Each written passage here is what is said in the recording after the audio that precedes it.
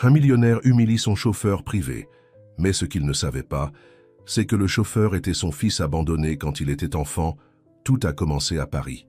À 28 ans, Lucas travaillait comme chauffeur privé depuis seulement 3 mois. Le salaire était bon, mais le traitement pas toujours, surtout quand il s'agissait de Guillaume Ferrand, le client le plus important de la société de transport exécutif et, par coïncidence, le plus difficile. Guillaume Ferrand, 56 ans, était l'un des hommes les plus riches de France. L'empire immobilier qu'il avait construit au cours de 3 décennies était admiré et craint en égale mesure. Sa signature sur un contrat pouvait transformer des quartiers entiers, ériger des gratte-ciel là où se trouvaient auparavant des cités, ou faire tomber des concurrents avec la même facilité qu'un château de cartes. À 19 heures précises, les portes tournantes de l'immeuble s'ouvrirent. Guillaume apparut, son costume italien impeccablement ajusté à son corps encore athlétique pour son âge. Sans regarder autour de lui, il marcha vers la voiture comme si tout le trottoir lui appartenait. Lucas sortit rapidement, ouvrant la portière arrière. « Bonsoir, monsieur Ferrand ». Guillaume ne répondit pas. Il entra dans le véhicule, son téléphone portable déjà collé à l'oreille, discutant des détails d'une négociation milliardaire comme s'il s'agissait de quelque chose de routinier. Lucas ferma la porte et prit sa place derrière le volant, essayant d'ignorer la façon dont Guillaume parlait, comme si le monde n'était qu'un échiquier et les gens de simples pièces à déplacer selon sa volonté. La pluie commença à tomber lorsqu'ils entrèrent sur les Champs-Élysées. La circulation, dense même à cette heure, devenait encore plus lente avec l'averse. Lucas resta attentif, naviguant entre les voies avec l'habileté de quelqu'un né à Paris et qui connaissait ses artères comme les lignes de sa propre main. Sur la banquette arrière, Guillaume termina enfin son appel. Le silence qui suivit était presque palpable, seulement coupé par le bruit de la pluie contre le métal et le verre. À un feu rouge, Lucas freina doucement. Quand le feu passa au vert, il y eut un bref moment d'hésitation. Une voiture lui coupa la route, le forçant à attendre quelques secondes de plus avant de reprendre la route. Ce fut suffisant pour éveiller l'impatience de Guillaume. « Vous ne savez pas conduire ». Lucas resta silencieux, et puis après un moment, Guillaume s'irrita et continua en disant « Vos parents ne vous ont pas donné d'éducation ?» Lucas ressentit la phrase comme un coup de poing à l'estomac. Élevé uniquement par sa mère, Madame Louise, dans un appartement modeste du 20e arrondissement, il avait grandi sans connaître son père. À chaque fois qu'il demandait, sa mère détournait le regard, disant simplement que certaines histoires sont mieux laissées dans le passé. Il avala sa salive et garda son calme, comme il l'avait toujours fait face aux provocations. « Je vous prie de m'excuser, monsieur. » Guillaume se contenta de lever les yeux au ciel et de rire avec dédain. « Si vous continuez comme ça, vous passerez toute votre vie à servir des gens importants. » La colère monta dans la gorge de Lucas comme du fiel, mais il serra simplement le volant plus fort. Ce n'était pas seulement l'humiliation. Il y avait quelque chose dans cette voix, dans ce regard froid, dans cette façon arrogante qui provoquait en lui une étrange sensation, presque comme un écho lointain de quelque chose de familier. Le reste du trajet, jusqu'à la résidence de Guillaume à Neuilly-sur-Seine, se déroula en silence. Quand ils arrivèrent, la pluie s'était transformée en un orage furieux. Lucas se gara sous l'abri de l'entrée principale et sortit rapidement pour ouvrir le parapluie. Mais Guillaume avait déjà quitté le véhicule, marchant précipitamment vers l'intérieur sans même un signe d'adieu. Une domestique en uniforme attendait à la porte avec une serviette. Lucas reconnut Nadine, la gouvernante qui travaillait pour les Ferrand depuis plus de 2 décennies. Elle lança un regard compréhensif à Lucas avant de fermer la porte. En rentrant chez lui, Lucas ne pouvait pas chasser de son esprit cette rencontre désagréable. Il y avait quelque chose chez cet homme d'affaires qui l'intriguait et l'irritait en même temps. C'était comme si, derrière ce dédain, il y avait une histoire inachevée. En arrivant à son appartement du 20e arrondissement, Lucas trouva sa mère en train de regarder le feuilleton de 20 heures. À 48 ans, Louise Martin conservait encore la beauté qui avait autrefois attiré l'attention de nombreux hommes.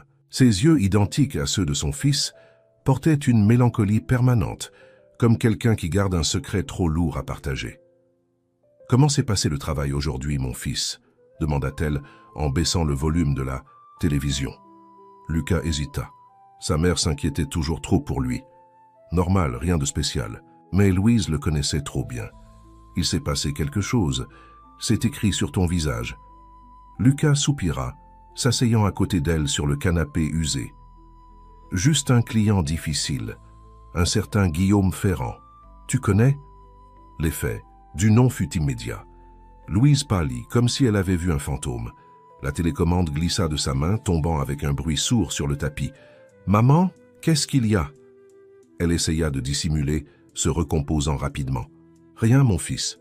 Je viens de me rappeler que j'ai laissé une casserole sur le feu. » Elle se leva précipitamment et alla à la cuisine.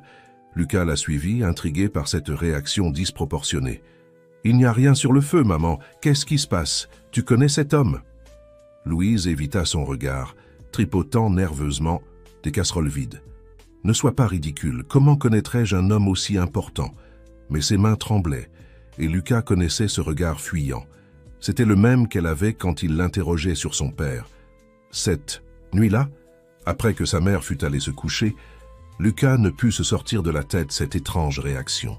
Assis dans le petit salon, avec seulement la lumière d'une lampe éclairant la pièce, il ouvrit son ordinateur portable et tapa le nom de Guillaume Ferrand dans le moteur de recherche. Des dizaines de pages apparurent instantanément. Des nouvelles sur ces entreprises milliardaires, des interviews dans des magazines économiques, des photos lors d'événements de gala aux côtés de politiciens et de célébrités. Lucas navigua dans cette mer d'informations, essayant de comprendre ce qui pourrait relier ce magnate à sa mère. C'est alors qu'il trouva un article ancien, datant d'il y a près de 30 ans. « Jeune prometteur révolutionne le marché immobilier parisien », disait le titre. La photo montrait un Guillaume beaucoup plus jeune, autour de 28 ans, aux côtés d'une belle femme lors d'un cocktail. Lucas approcha son visage de l'écran, incrédule. La femme était sa mère. Le choc fut instantané. La légende de la photo identifiait Guillaume Ferrand et sa petite amie Louise Martin lors de l'inauguration du premier projet de Ferrand Immobilier. Le monde de Lucas sembla s'effondrer.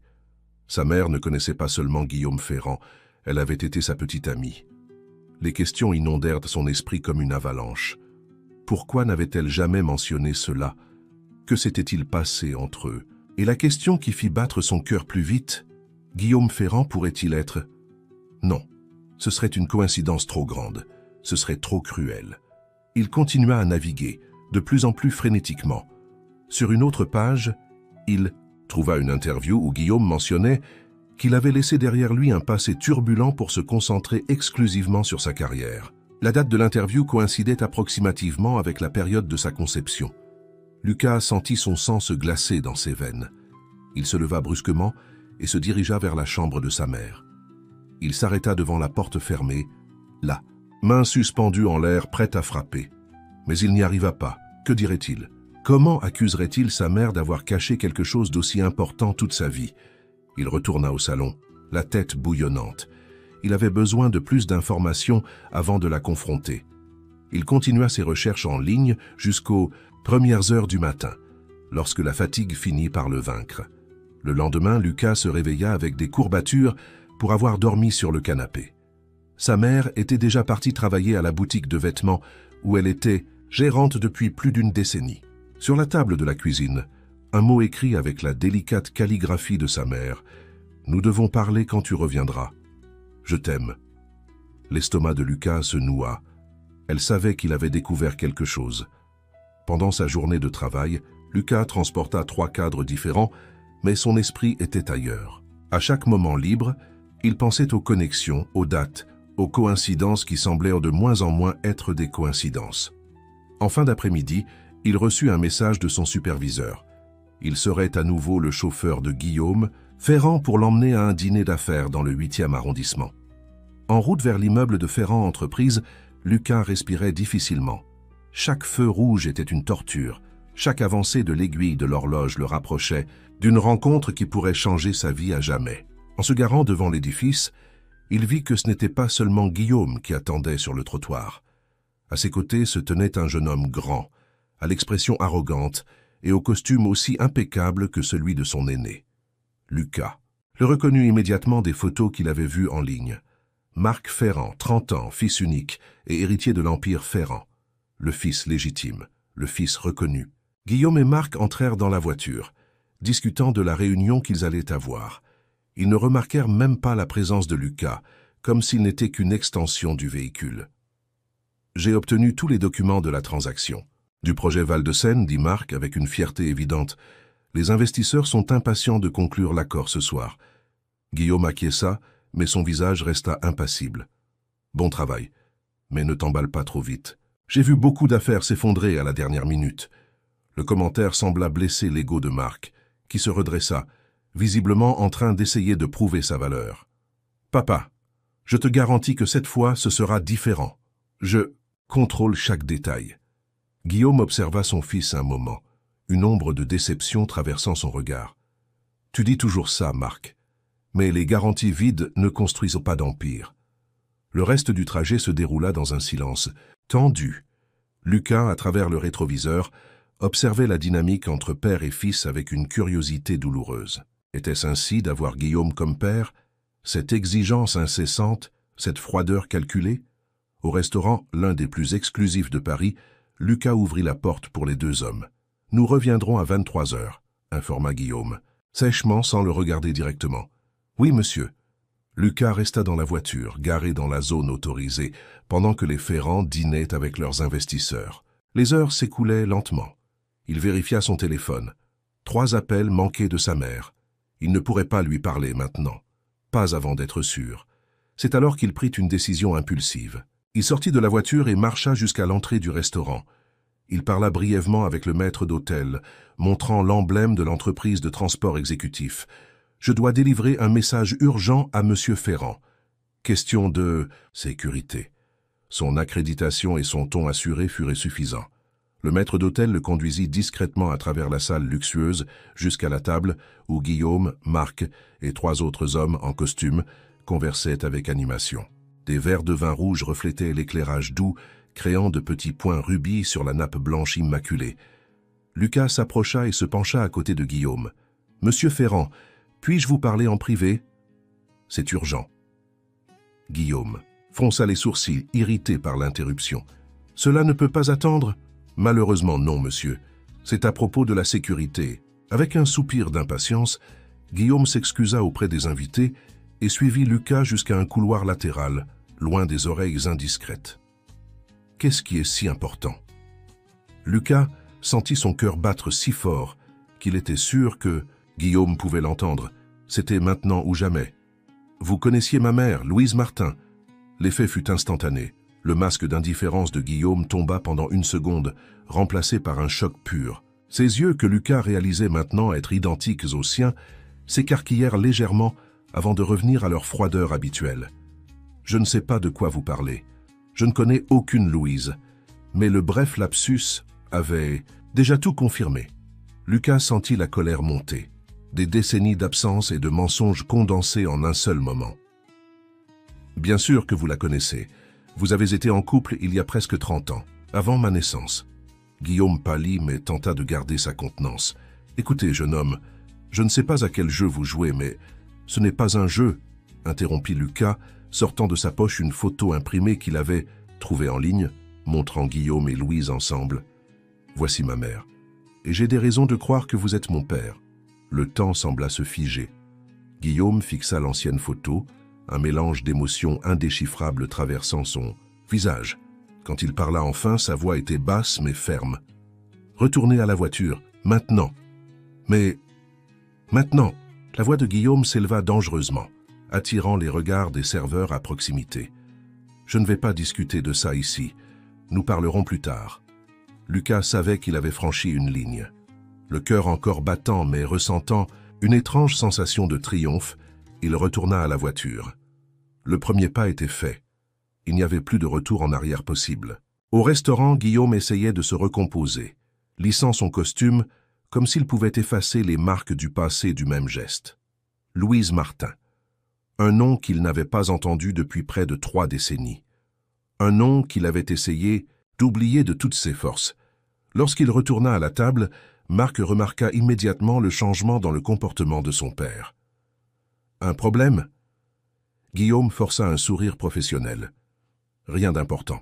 Mais pour Marc, formé depuis son plus jeune âge à percevoir les nuances des affaires et des personnes, Il était clair que quelque chose avait ébranlé son père. Et cela arrivait rarement. Le dîner se poursuivit, les contrats furent discutés, les verres trinqués. Mais l'esprit de Guillaume était ailleurs, dans le passé, avec Louise, dans la possibilité absurde, mais en même temps terrifiante, que ce jeune chauffeur soit son fils. Quand ils sortirent du restaurant, vers 23h30, Marc prit congé des investisseurs et monta dans la voiture avec son père. Lucas les attendait déjà, le visage masquant un professionnalisme, comme si la confrontation des heures précédentes n'avait jamais eu lieu. Sur le chemin du retour, le silence à l'intérieur du véhicule était oppressant. Marc, irrité par la distraction de son père pendant des points cruciaux de la négociation, vérifiait des messages sur son téléphone. Guillaume regardait par la fenêtre perdu dans ses pensées. Lucas, quant à lui, gardait les yeux fixés sur la route, mais son esprit bouillonnait. En arrivant à la résidence des Ferrand, Marc sortit le premier. « Je rentre, papa. Je dois finaliser quelques documents pour demain. » Guillaume acquiesça, mais ne fit pas mine de sortir de la voiture. Quand Marc fut entré dans la maison, il parla enfin. « Attendez. » Le mot était adressé à Lucas, qui se préparait déjà à partir. « Venez à mon bureau demain à 10h. Adresse de l'entreprise. Dites à la réception que vous avez rendez-vous avec moi. Ils vous laisseront monter. » Sans attendre de réponse, Guillaume sortit de la voiture et marcha vers l'intérieur de la maison, laissant Lucas avec un mélange d'anxiété et d'espoir. Cette nuit-là, en rentrant chez lui, Lucas trouva sa mère dans le salon qui l'attendait. Son regard mêlait inquiétude et une tristesse ancienne. « Tu as découvert, n'est-ce pas ?» demanda-t-elle, dès qu'il entra. Lucas acquiesça, s'asseyant, à côté d'elle. « Pourquoi ne m'as-tu jamais rien dit, maman ?» Louise soupira, les mains entrelacées sur ses genoux, comme si elle portait un fardeau invisible. « Ce n'était pas par méchanceté, mon fils. Je voulais te protéger. » « Me protéger de quoi? De savoir qui est mon père ?» Elle leva les yeux, larmoyant mais déterminée. Guillaume et moi, c'était intense, mais bref. Il débutait sa carrière, déterminé à devenir quelqu'un d'important. Quand j'ai découvert que j'étais enceinte, il était déjà impliqué avec la fille d'un grand investisseur. Une relation plus appropriée pour ses ambitions, selon lui. Lucas sentit sa gorge se serrer. « Tu lui as parlé de moi ?» J'ai essayé. Mais je n'ai pas pu. Avant que je puisse parler à Guillaume, j'ai reçu la visite d'un homme, le père de sa nouvelle petite amie, Auguste Mendès. Il m'a offert de l'argent pour disparaître, pour ne plus jamais chercher Guillaume. Il a dit que son projet de gendre avait un avenir brillant devant lui, et que moi et un enfant non désiré ne serions qu'un obstacle. Lucas sentit la colère monter. « Et tu as accepté ?» Louise secoua la tête, une larme solitaire coulant sur sa joue. Pas pour l'argent, Lucas, j'ai refusé, mais alors Auguste a changé de tactique. Il a dit que si je parlais à Guillaume de ma grossesse, il ferait en sorte qu'aucune porte ne s'ouvre pour moi à Paris, qu'il utiliserait son influence pour me détruire professionnellement. J'étais seule, enceinte, effrayée. Alors, tu as fui. J'ai déménagé en province, chez ma tante à Lyon. C'est là que tu es né. Nous ne sommes revenus à Paris que lorsque tu avais 5 ans. Quand j'ai appris qu'Auguste avait subi un accident vasculaire cérébral et n'était plus une menace. Mais à ce moment-là, Guillaume était déjà marié à la fille d'Auguste, Claire. Ils avaient déjà un fils, Marc. Il avait continué sa vie. Quel droit avais-je de réapparaître et de détruire la vie qu'il s'était construite? Lucas se leva, incapable de contenir son agitation. Quel droit? Maman, c'est mon père, j'avais le droit de savoir, de le connaître. Et que penses-tu qu'il se serait passé, Lucas? Tu crois que Guillaume aurait tout laissé tomber pour être le père d'un enfant dont il ne savait même pas l'existence? Il était déjà sur la voie pour devenir l'homme qu'il est aujourd'hui, puissant, implacable. Tu ne sais pas ce qui aurait pu se passer. Louise regarda son fils avec un mélange d'amour et de tristesse. Non, je ne sais pas. Peut-être que c'était une erreur, peut-être que j'aurais dû me battre davantage, mais j'ai fait ce que je pensais être le mieux, pour nous deux à l'époque. Lucas s'assit à nouveau, la colère initiale cédant la place à une confusion douloureuse. Je l'ai confronté aujourd'hui. Je lui ai montré une photo de vous deux. Je lui ai dit que je crois qu'il est mon père. Louise écarquilla les yeux, choquée. Quoi? Lucas, c'est de la folie. C'est un homme dangereux. Il veut Me rencontrer demain dans son bureau. N'y va pas. La voix de Louise était chargée de panique. Tu ne connais pas Guillaume comme je l'ai connu. Il peut paraître sophistiqué et contrôlé, mais à l'intérieur, il fera n'importe quoi pour protéger ce qu'il a construit. Lucas prit les mains de sa mère entre les siennes. Je dois y aller, maman. Je dois le regarder dans les yeux et entendre la vérité. Je dois savoir pourquoi il ne m'a jamais cherché, même après notre retour à Paris. Il ne savait pas, Lucas. Je suis sûr qu'Auguste ne lui a jamais dit. Et après, eh bien, Paris, c'est une ville énorme. Nos chemins ne se sont jamais croisés, ou du moins je le pensais. Jusqu'à ce que je devienne son chauffeur, Lucas compléta, voyant le destin tisser sa toile complexe devant eux. Pourquoi maintenant, après tant d'années? Louise secoua la tête, aussi perplexe que lui. Je ne sais pas, mon fils. Peut-être est-ce le moment pour que la vérité éclate. Cette nuit-là, aucun des deux ne parvint à dormir. Chacun dans sa chambre, mère et fils affrontaient les fantômes du passé et l'incertitude du futur. Le lendemain matin, Lucas enfila ses meilleurs vêtements, un pantalon de costume sombre et une chemise bleu clair que sa mère lui avait offerte pour son dernier anniversaire. Ce n'était pas aussi élégant que les costumes italiens de Guillaume, mais c'était le mieux qu'il avait. « Sois prudent, » dit Louise, ajustant le col de la chemise de son fils de ses mains tremblantes. « Quelle que soit la vérité que tu découvriras, aujourd'hui rappelle-toi, tu es mon fils et rien ne changera ça. » Lucas acquiesça, l'embrassant avant de partir. L'immeuble de Ferrand Entreprise semblait encore plus imposant à la lumière du jour. Un monolithe de verre et d'acier qui s'élevait sur 40 étages au-dessus du sol, dominant le paysage urbain. Dans la réception luxueuse, Lucas donna son nom à la réceptionniste. « J'ai rendez-vous avec monsieur Guillaume Ferrand.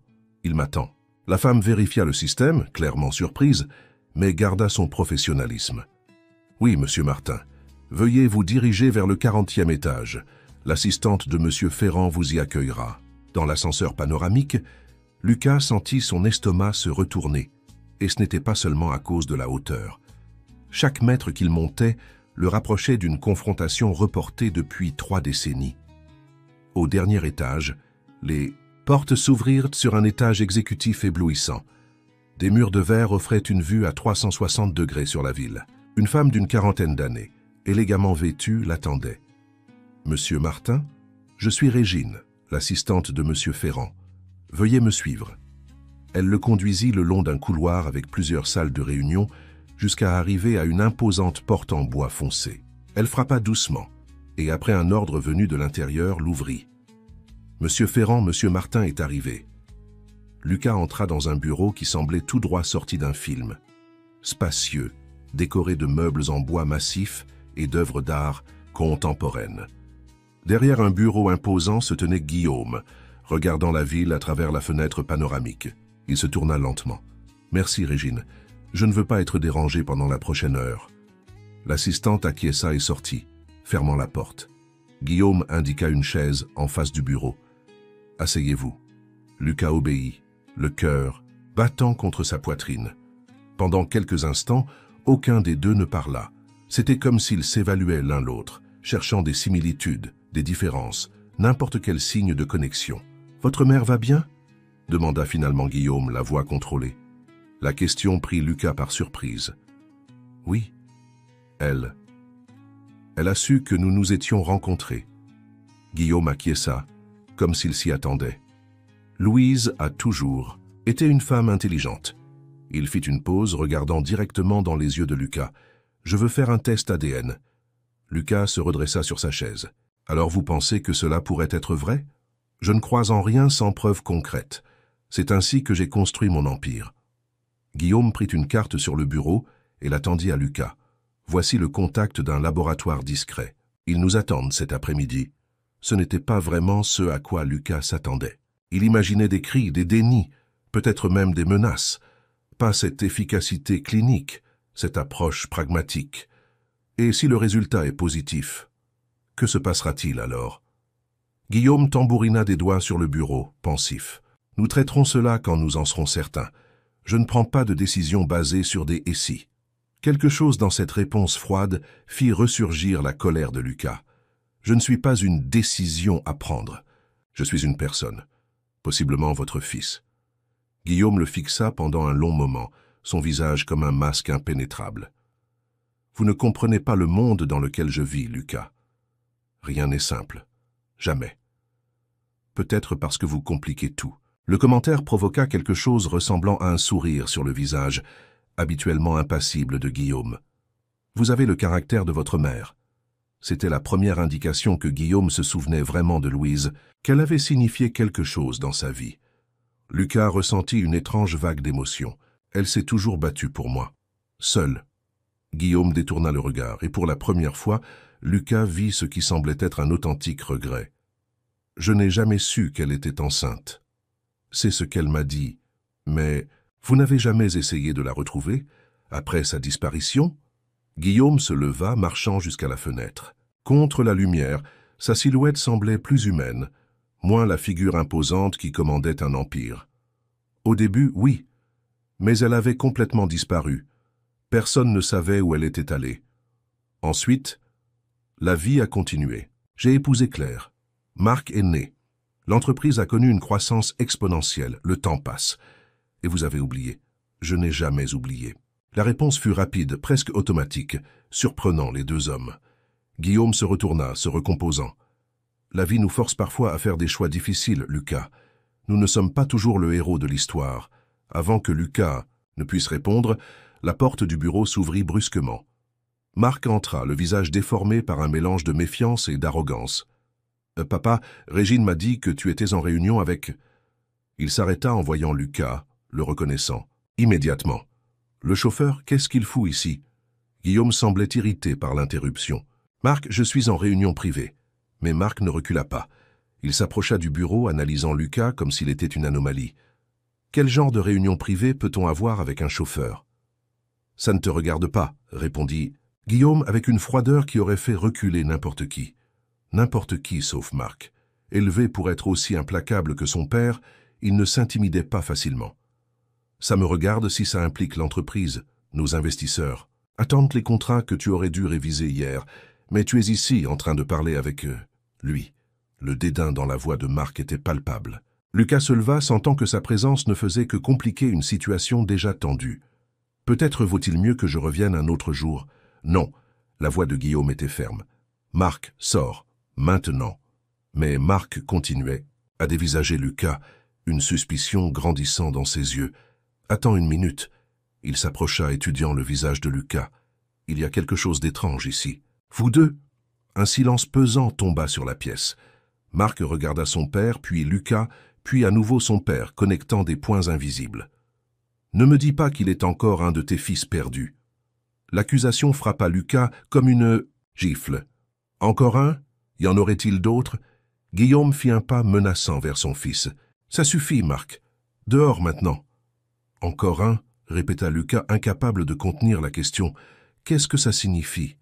Marc sourit, un sourire sans joie, chargé d'amertume. « Oh, il ne t'a pas dit ?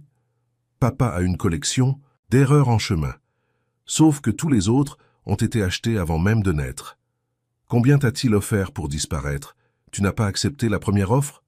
Malin. » Marc. La voix de Guillaume tonna dans le bureau. « Dehors !» Mais le mal était fait. Lucas regardait Guillaume avec un nouveau regard, comme s'il voyait à travers la façade d'homme respectable pour la première fois. Est-ce vrai? Il y en a d'autres. Guillaume se frotta le visage avec les mains, un geste étonnamment vulnérable pour quelqu'un d'aussi contrôlé. Il n'y a pas d'autres. Il y a eu des tentatives d'extorsion dans le passé, des personnes prétendant être les mères de mes enfants. J'ai toujours résolu discrètement, avec des arrangements financiers. Ils n'ont jamais été confirmés. Des arrangements financiers, répéta Lucas, la voix chargée de mépris. C'est comme ça que vous résolvez vos problèmes. Avec de l'argent? Marc laissa échapper un rire amer. Bienvenue dans la famille, chauffeur. Si tant est que tu en fasses vraiment partie. La tension dans la pièce était palpable. 3 hommes liés par le sang et les secrets, chacun luttant avec ses propres démons. Je ne veux pas de votre argent, dit finalement Lucas, regardant directement Guillaume. Je ne veux ni de votre nom, ni de votre entreprise. Je veux juste la vérité. La déclaration sembla surprendre tant Guillaume que Marc. Aucun des deux n'était habitué à quelqu'un qui ne voulait rien de matériel d'eux. À ce moment, la porte s'ouvrit à nouveau. Régine entra, le visage préoccupé. « Monsieur Ferrand, désolé de vous interrompre, mais c'est urgent. Les investisseurs du projet Val-de-Seine viennent d'appeler. Il semble y avoir une divergence dans les documents. Ils menacent de retirer leur soutien si cela n'est pas clarifié immédiatement. » Guillaume regarda Marc, qui pâlit. « Quel genre de divergence ?» Régine hésita, regardant Lucas. « Monsieur, peut-être vaudrait-il mieux en discuter en privé. » Mais Guillaume, déjà irrité par les interruptions, fit un geste impatient. « Dites-le, Régine. Les chiffres dans les documents financiers ne correspondent pas aux valeurs convenues. Il y a une différence de près de 30 millions.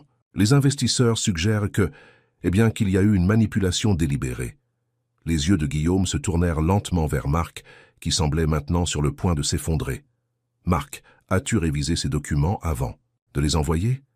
Marc déglutit. « Oui, mais ce doit être une erreur de frappe, rien de grave. » 30 millions, ce n'est pas une erreur de frappe, Marc.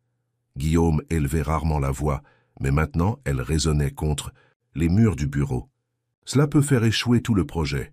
Des années de travail jetées aux oubliettes. Régine, percevant la gravité de la situation, recula discrètement.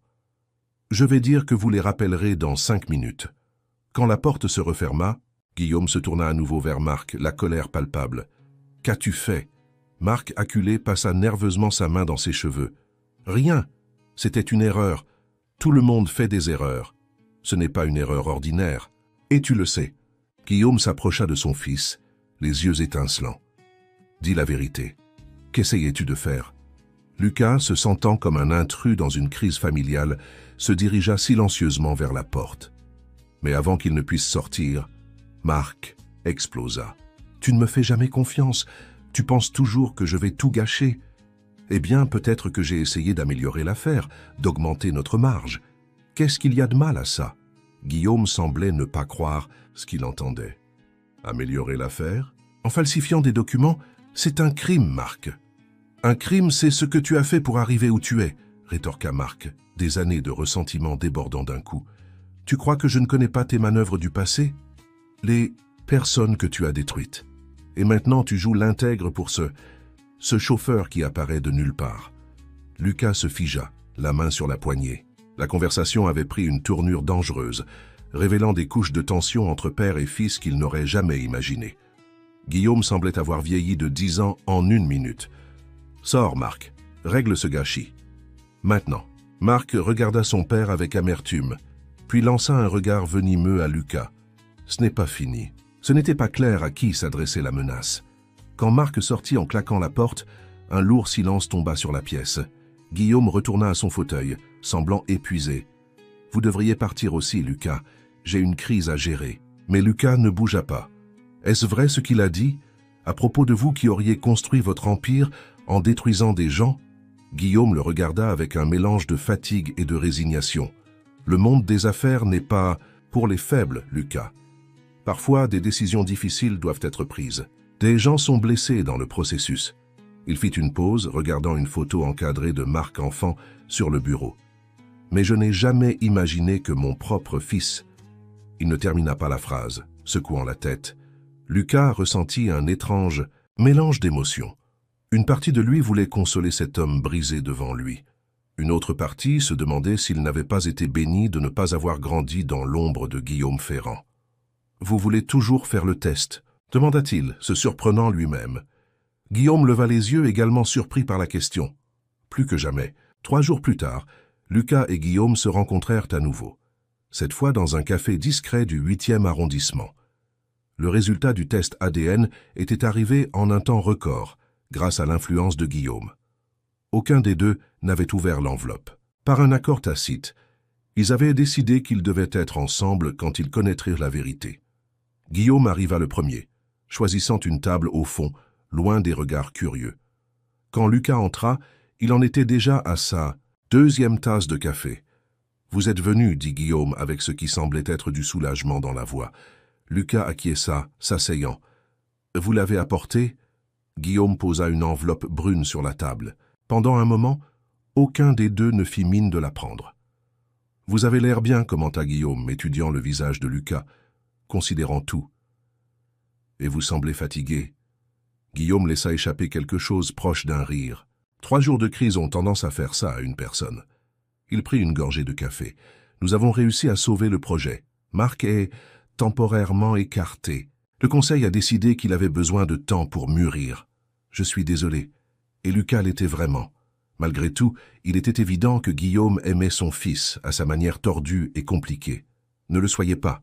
C'est peut-être la meilleure chose pour lui. Pour nous tous. Guillaume regarda l'enveloppe. Prêt? Lucas respira profondément. Prêt. Guillaume ouvrit l'enveloppe avec un soin méthodique. Il en sortit 3 feuilles, lut rapidement puis sans un mot les passa à Lucas. Les mots dansaient devant les yeux de Lucas, termes techniques et pourcentages, jusqu'à ce qu'il arrive à la conclusion. La probabilité de paternité est de 98,98%. Même s'il s'y attendait déjà, voir la confirmation noir sur blanc était bouleversant. Lucas sentit le monde tourner légèrement. Pendant 28 ans, il s'était interrogé sur son père. Maintenant, l'homme était assis en face de lui, l'observant, avec une expression indescriptible. « Eh bien, dit finalement Guillaume, la voix contrôlée, cela clarifie la question. » Lucas leva les yeux du papier.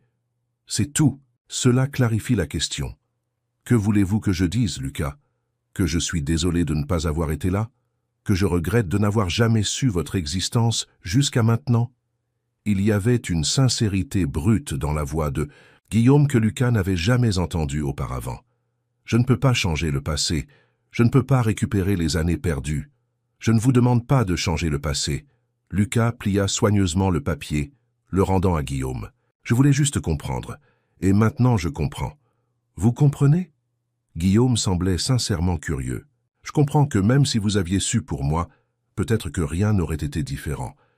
Vous aviez vos ambitions, vos plans. Il n'y avait pas de place pour un enfant d'une relation passagère.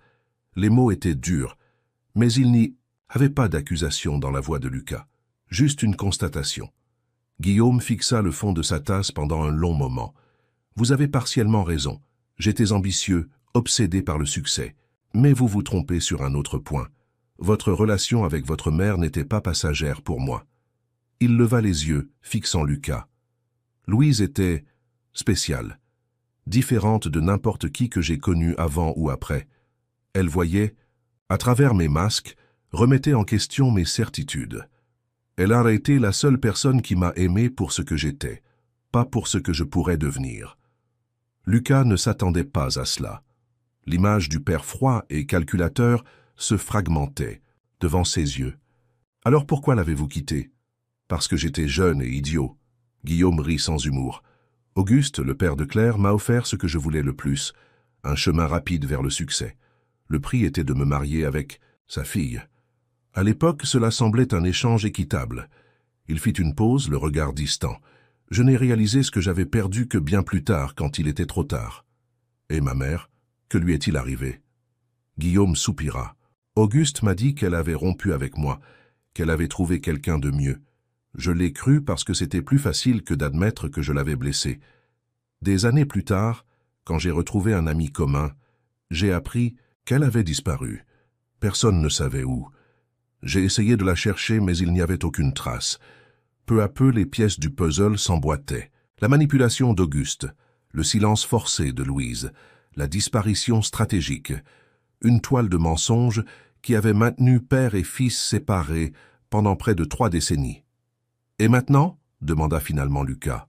« Que se passe-t-il » Maintenant, Guillaume regarda le jeune homme en face de lui, son fils, son sang. Il y avait tant de Louise en lui, la détermination dans le regard, l'intégrité qui transparaissait dans chaque mot. Mais il y avait aussi des traces de lui-même, la posture, le menton, la façon de froncer les sourcils quand il réfléchissait. « Maintenant, c'est à vous de décider, Lucas. Je peux offrir une reconnaissance formelle, un soutien financier, une place dans l'entreprise, ou je peux simplement sortir de votre vie si c'est ce que vous préférez. » Lucas secoua la tête, un sourire triste aux lèvres. « Vous n'avez toujours pas compris, n'est-ce pas? Je ne veux rien de tout ça. Je ne veux pas de votre argent ou de votre entreprise. Je voulais juste savoir qui je suis, d'où je viens. Et maintenant je le sais. Alors c'est ça, une fin civilisée, et chacun suit son chemin? » Il y avait quelque chose dans la voix de Guillaume, de la déception peut-être, qui surprit Lucas. « Je n'ai pas dit ça. J'ai dit que je ne voulais pas de choses matérielles de vous.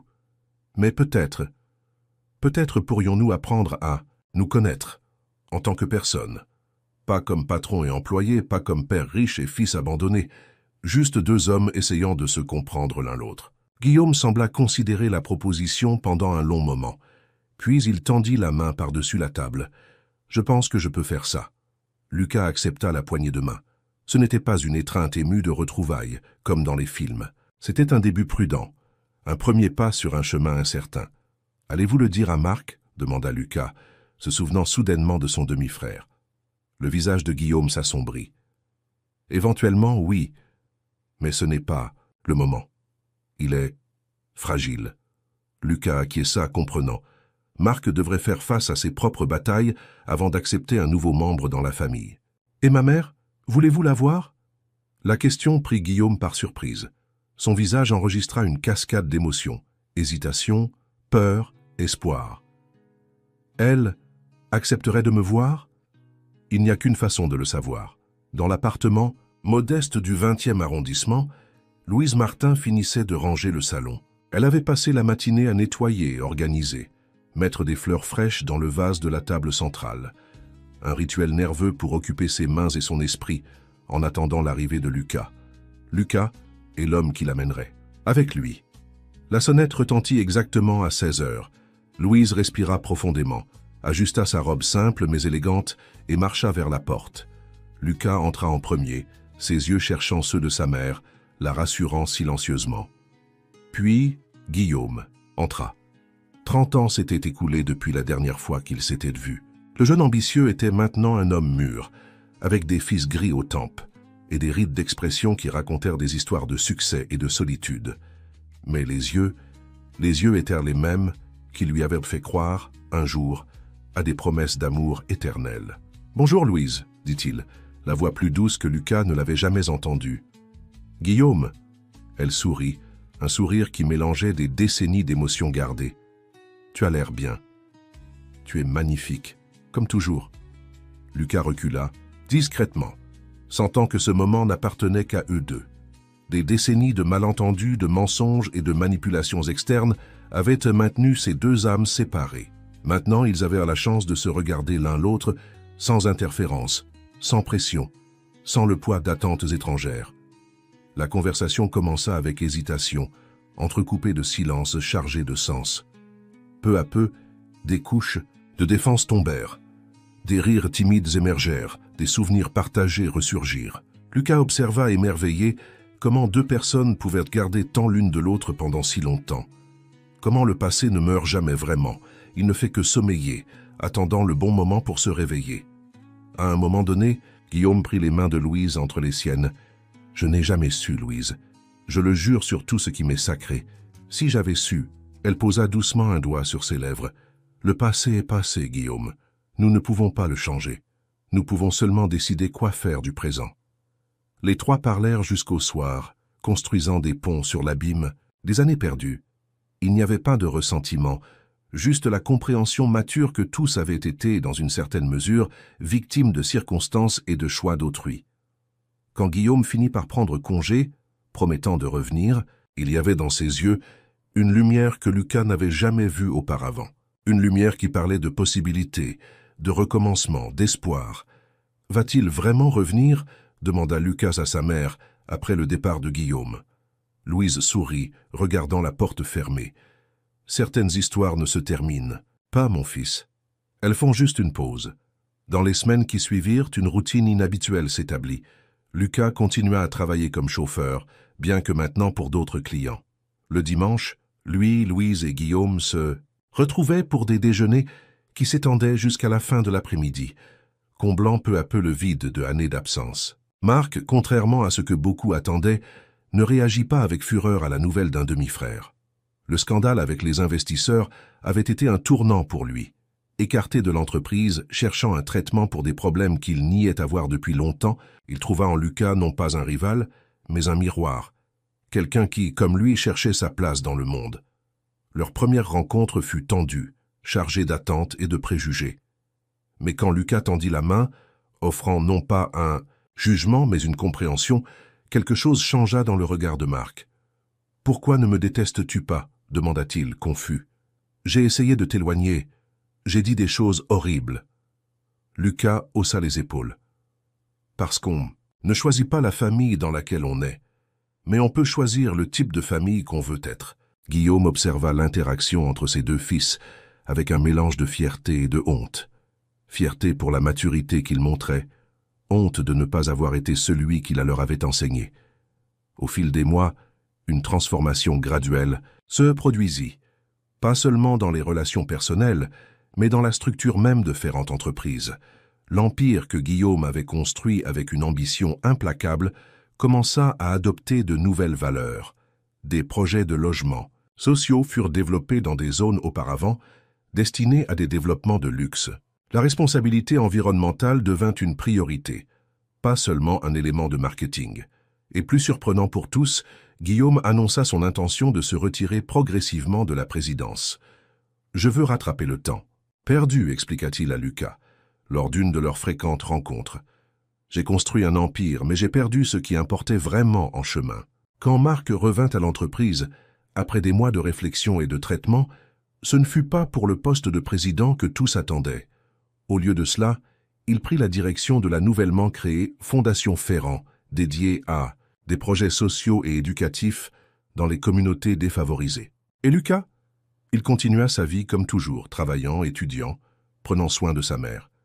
Il refusa à plusieurs reprises les offres de Guillaume d'intégrer l'entreprise ou d'accepter un soutien financier. « Je n'ai pas besoin de votre argent, père, disait-il, le mot « père » sonnant encore étrange mais de plus en plus naturel. J'ai juste besoin que vous soyez présent. Et Guillaume l'était. Non pas comme le magnate redouté des affaires, mais comme un homme redécouvrant la valeur de la famille, de l'honnêteté, de l'amour sans condition. Par un après-midi d'automne, presque un an après ce voyage fatidique sous la pluie, les 4 se réunirent pour un déjeuner chez Guillaume. Louise, après des mois d'hésitation, avait finalement accepté de lui rendre visite dans sa résidence de Neuilly-sur-Seine. Dans le vaste jardin, sous l'ombre d'un arbre centenaire, Guillaume leva un verre à la famille. Pas celle que le destin nous donne, mais celle que nous construisons par choix tous les jours. Lucas, Marc et Louise levèrent à leur verre, se joignant au toast. En ce moment, alors que le soleil parisien baignait le jardin d'une lumière dorée, Lucas comprit que le véritable empire n'était pas fait de béton et de verre. Il était fait de liens humains, de pardon, de recommencement. Un empire qu'aucune fortune ne pouvait acheter, mais que n'importe quel cœur disposé pouvait construire. Fin de l'histoire.